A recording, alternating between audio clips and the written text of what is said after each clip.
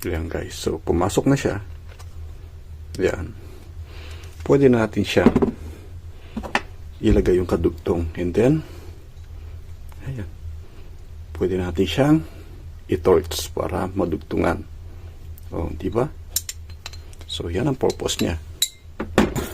Ating in-order online. Bali, dalawa ito. Ito yung isa, ito yung isa.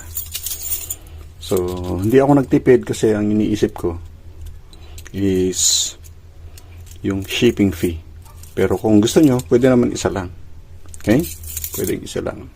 So ano pang inaantay nyo? Order na kayo. Lalagay ko yung link niya sa baba. Tara guys, testingin natin ito. Ito ay swedging tools. Yan. So dito natin siya ibababa. Yan. So testingin natin kung kaya niya nga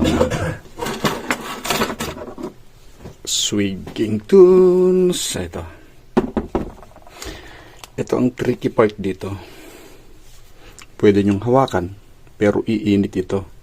Mas maganda gamit kayo ng ito, yung block ng fairing tools is gamitin natin. Ayan. Then i-grip lang natin dito at umpisa na natin. Yan ha.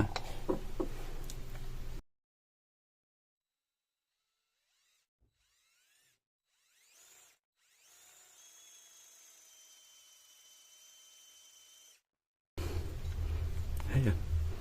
Pwede natin siyang i-torch para madugtungan. O, di ba? So yan ang purpose niya.